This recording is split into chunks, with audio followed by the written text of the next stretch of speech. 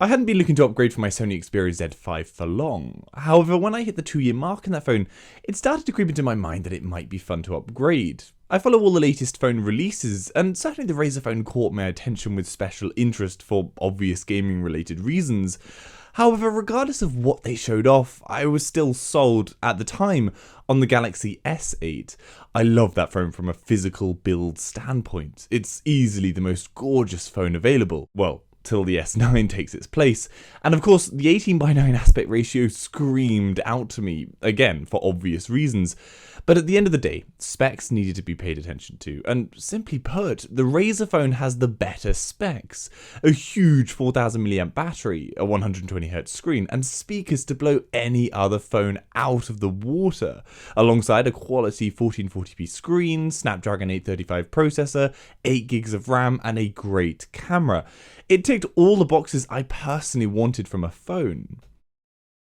Now, if any of you know the Sony Xperia line, they hark a lot of similarity to the Razer Phone design. They're both unashamedly rectangular slabs. There is none of the curved glass seen on the competitor phones. And honestly, this was a bit of a worry for me. I wanted something different. I just wanted a change. But after having my hands on this, I realized I don't care enough about the simple slab design because of what functionality it brings with it: the speakers. I'm going to start with the 3 big selling points in this phone before touching on the rest of it, because I'm sure that's what most people are interested in. So yes, the speakers. Bloody hell are they impressive. I've not come across anyone who hasn't been shocked at the power and quality of them. Razer has ensured that you're using a rectangular phone for good reason. You're getting 2 speakers that can do something no other phone can. Undoubtedly, the speakers on phones like the S8 are awful in comparison. They are, for one, not even proper stereo, and on top of that, are downwards facing. The best example, though, of what you can do with these speakers is using the pre-baked Dolby Atmos app.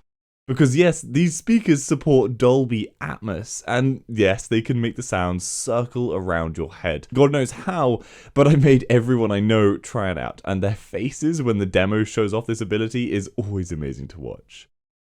Realistically though, Atmos on a phone isn't that useful. I'm not predominantly looking for that kind of ability on something that I'm just going to be watching YouTube or listening to Spotify through, but I'm not going to turn down that ability either. More usefully though, the Dolby Atmos app has a very easy way to swap through different audio presets, so you can swap between different audio levels depending on what you're listening to. You can create your own profiles, and it's a great way to do things like boost the bass or treble as per your preference. Lastly, on a pure power point, these speakers get so loud you'll never use them on the highest level normally, unless you're with a group and just need a way to play background music. Then you're going to be extremely happy you have one of these phones. These things pack a beautiful punch, and the audio quality doesn't suffer when you boost them right up. It maintains quality sound levels. Okay, the next feature, the 120Hz screen, really interested me. I love the higher refresh rate of my PC monitor, but that's only 95Hz. This is 35 more, and whilst it's not crazy more noticeable an increase over my monitor's 95, though it's still certainly perceptible, it's the difference between 60 and 120 that will really shock you. We just aren't used to having this kind of refresh rate on a screen that you're physically touching. You can quickly switch between 60, 90 and 120 in the settings menu, and it provides the perfect example of what the double quantity of data being shown to you does for the user experience. It feels like paper. You can read text as it moves instead of it becoming blurry. The phone feels more responsive than at 60, even though it isn't. It's so difficult to explain, and obviously it's impossible to demonstrate to you in this video because YouTube is capped at 60 FPS. You must get your hands on a device and try it out. This is a feature every single phone needs to have from now on. It will ruin you though. You'll notice it when your phone doesn't have the refresh rate after trying it. I wouldn't be surprised if Apple includes it in their next lineup because of their iPad already supporting this high refresh rate, though it was already a surprise to us that they didn't include it in their current lineup. Well, sort of a surprise, not really a surprise. Apple failed to innovate meaningfully, but yeah.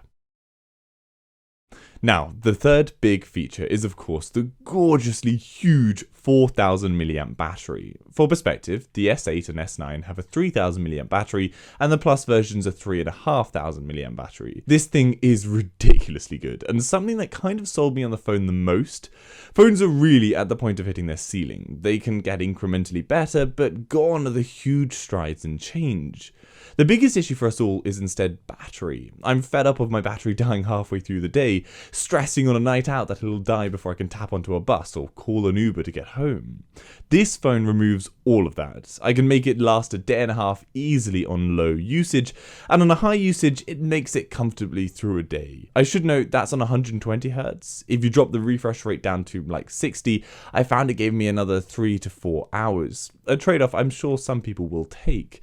That said, I can't leave 120Hz. It's too good to go back from. That said, you can charge the phone fully in about 2 hours. The Qualcomm 4 Plus support is shockingly fast at recharging your phone.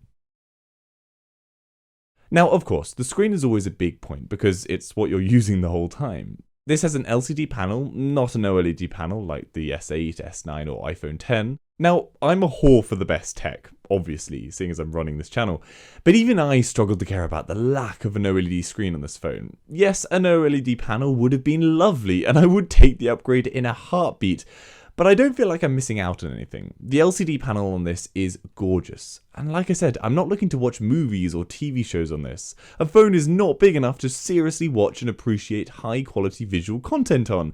It's too damn small. The only serious reason I would like an OLED panel is for the ability to light up individual pixels to save battery, and so to have things like time continually shown on the screen without it draining battery. I'm far more interested in an OLED panel for my PC way before I'm looking for one on my phone. Now that said, the screen is HDR compatible and has support for Netflix HDR content. For example, I can't find any true specs on this HDR support though. I am very apprehensive with this term being thrown about, as you'll know if you've seen any of my videos before. But yes, the screen is still lovely. It can get crazy bright and meant that I had no issue using this outside in the bright light. Resolution wise, 1440p is lovely, but I wouldn't have been fussed staying at 1080p. Really, you don't see the difference, and you're kidding yourself if you say you do. At this size, the PPI is so damn high, it's pointless going to crazy resolutions, as the power draw far outweighs any visual fidelity benefits. The camera is another feature that can really sell someone on a phone, and this uses the same camera that was in the S7, so you know it's got the capability. Brutally honestly, this camera, and I'm talking about the back two cameras, they aren't the best on the market. That still sits with the Pixel 2 and S9 in my view. However, to say this isn't a good camera would be a complete lie. It will satisfy any normal person like myself who just uses it for Snapchat and taking random pictures of things in life. I'm not an aspiring photographer, and so I can't give you a professional's viewpoint on this camera, only that of a normal user. This thing is great. I know the camera app has had some serious upgrades since launch, at which point it was really slow, but I can say definitively that without using HDR, this thing is an instant shooter. If you turn on HDR, it does take a bit of time to process each shot. A bit of a shame because the HDR implementation on this actually makes this at times better than like the S8 or Pixel 2 in certain scenarios, but I've disabled it because I want speed over quality for my phone most of the time. For video capture, again, great quality, and you can customize the video and picture settings to a number of preset alternatives. You can of course download a third-party camera app on the Play Store if you just like more options. Now, the two camera lenses on this phone did fundamentally change the way that I use the phone camera for the first time ever. I've always avoided zooming on a phone unless I purposefully wanted the terrible image quality for comedic purpose, because digital zoom is crap when done to any real extent. So when I found that the zooming on this phone switches seamlessly between the two lenses, it provided a beautiful full zoom image. I'll not deny, I was damned impressed. Again, this is coming from someone who has been using a 2.5-year-old phone, so I have been out of the phone space in personal use for a while, and I know this is a feature that a lot of phones have had for a while, but regardless, it's not a total gimmick. There is a very real use case for this. Okay, let's touch on the physical aspect of this phone, how it feels. Firstly, don't get this wrong, it's a big phone with a height of just under 16 centimeters, or for Americans 6.3 inches, and a width of nearly 8 centimeters or 3 inches, you will benefit from having big hands. I do have large hands, and even I can only just about use it well. It sits very happily in the plus phones area of life. This size will certainly make or break this phone for a lot of people. If you want a smaller phone, there is unfortunately no smaller version. I've slowly iterated up each generation of phone to a larger device, and each time I've loved the move, but I can easily say I wouldn't go any bigger. Any larger is where size mattering stops. The phone is, again, like all phones, damn slippy. It feels amazing, very premium with a metal body, and I would hazard a guess and say plastic speaker covers, but they feel great, which makes me question if they maybe could be metal. From an aesthetic standpoint, this is a gorgeous phone. Weight as well is impressive, weighing in less than my Xperia Z5, yet being physically larger at 197 grams or nearly 7 ounces. The volume buttons on the left-hand side are fantastic, though my single gripe is their positioning means I frequently click them when I'm gripping the phone to click the power button on the right-hand side.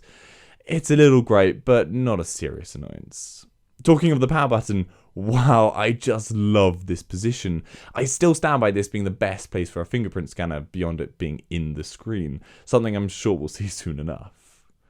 There is no headphone jack, and this topic has been covered to death, so I'm sure you have your own opinion on whether you care about it or not. I thought I would, but honestly, I've yet to care, surprisingly.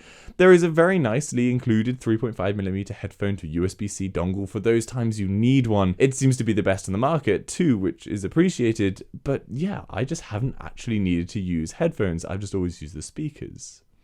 A good note is there is a microSD card slot for up to 2 terabytes of extra storage. And on a software note, the phone ships with the Nova launcher, a usually paid, fantastic third-party launcher that brings a massive plethora of extra functionality and personality to your phone.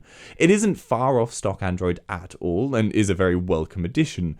There is an annoyance though, that there is only one way to show the battery percentage, and even that one method is long to do.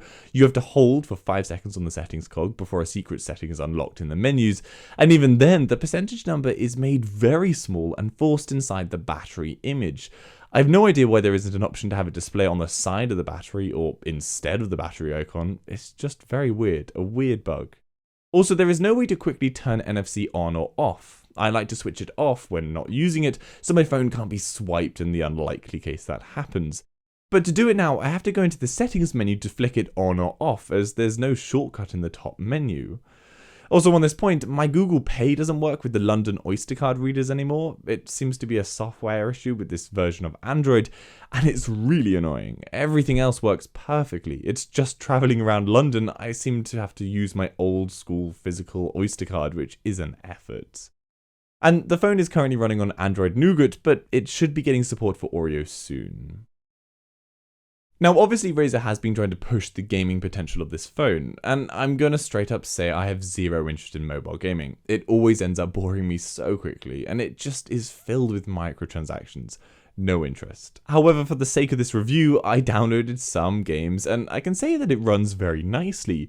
Obviously, battery is absolutely killed when gaming, so don't expect 8 hours of gaming performance, but this is very hard to say definitively because every game has a different power draw depending on the graphical demand, etc. So yeah, one game might run double the battery life as another, but understand that the battery size on this phone means you will be allowed to game for a lot longer than many other phones, or any other phone on the market. Also, the interesting part is the screen panel supports basically G-Sync, so the variable refresh rate technology inside allows you to run games at like 60 FPS if you want to save your battery, and you're okay sacrificing FPS. Not all games support the 120Hz, but some do, and it is cool getting that extra visual boost in the game if you want it. But yes, it gives you the freedom to choose battery or graphics. Price-wise, this phone costs about £700 or $700 unlocked, or you can get it on contract with 3 here in the UK. They're your only option though over here. I, however, did manage to get the phone for £490, amazingly, which meant that this was a brilliant deal. And price-wise, the phone is about the same price as the S8 or just announced S9, and ridiculously cheaper than the iPhone X.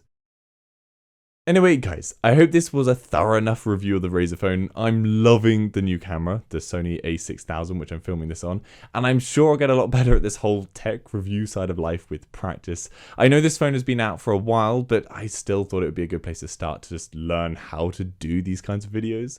And remember, for anything else tech related or 21by9, then head over to my channel page or the WAF website, and I'm sure there'll be something of interest there. And if you'd like to support the channel, the link's to my Patreon page in the description, and I'll see you later.